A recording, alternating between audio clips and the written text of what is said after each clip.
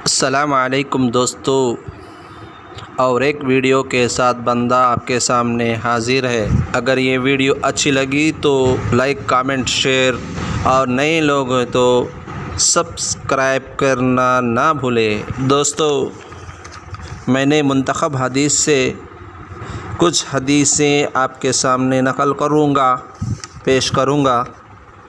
گوش گزار کریں، غور سے سنیں اور دوسروں تک پہنچائیں۔ بسم اللہ الرحمن الرحیم۔ منتخب حدیث سے کلمہ طیبہ۔ مسلمان ہونے کے لیے کن کن چیزوں پر ایمان لانا ضروری ہے، اس کو ضرور سنیں اور دوسروں تک پہنچائے۔ روایت کرتے ہیں، نبی کریم صلی اللہ علیہ وسلم نے ارشاد فرمایا، ایسا نہیں ہو سکتا کہ کوئی شخص اس بات کو گواہی دے کہ اللہ تعالیٰ کے سوا کوئی معبود نہیں اور میں محمد صلی اللہ علیہ وسلم اللہ کے رسول ہوں، پھر وہ جہنم میں داخل ہو یا دوزخ کی آگ اس کو کھائے۔ یہ ہو ہی نہیں سکتا۔ مسلم شریف۔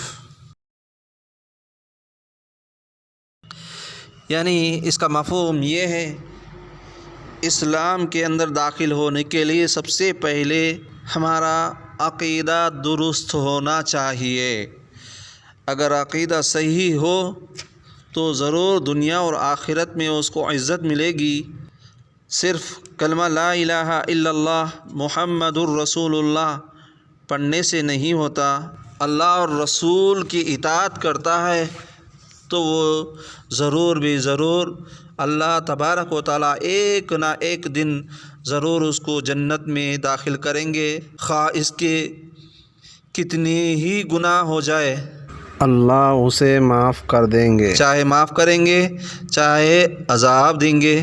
لا الہ الا اللہ محمد الرسول اللہ، اس میں دو شاخیں ہیں۔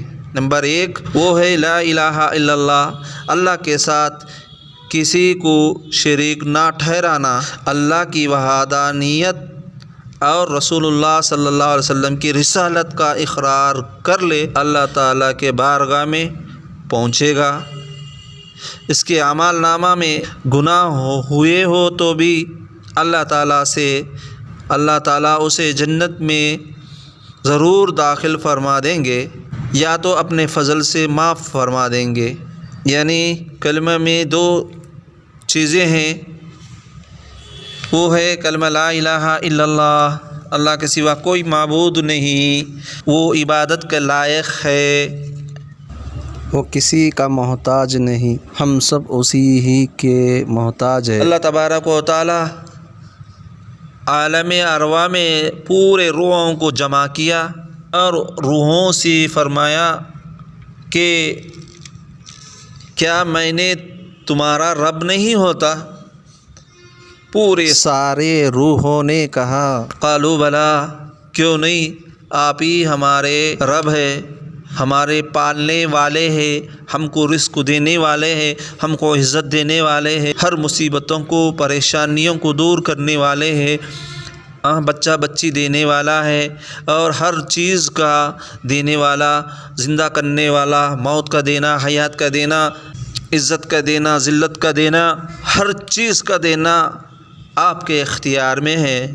اے اللہ، ہمیں آپ کو اقرار کر لیا دل کے ساتھ، عالم ارواح میں قسم کھا کر دنیا میں آ گئے، وہ قسم کو نہ بھولے کہ اللہ کے علاوہ کسی کو خدا نہ بنائے، رب نہ بنائے، ہمیں پالنہار نہ بنائے، اللہ کے علاوہ کوئی معبود نہیں۔ اللہ اور رسول کی اطاعت کرنا دوسروں میں کامیابی نہیں ہے۔ جو محمد صلی اللہ علیہ وسلم کے طریقے پہ 100% کامیابی ہے، غیروں کے طریقے پہ 100% ناکامیابی ہے۔ بھائیو دوستو، یہ محمد صلی اللہ علیہ وسلم کا آئیڈیل بہترین نمونہ ہے۔ تاجدار محمد صلی اللہ علیہ وسلم نے آخری نبی ہیں، ان کے بعد کوئی نبی پیدا نہیں ہوں گے، نہ رسول پیدا ہوں گے، نہ کوئی نبی پیدا ہوں گے، نہ کوئی نئی شریعت ہوگا۔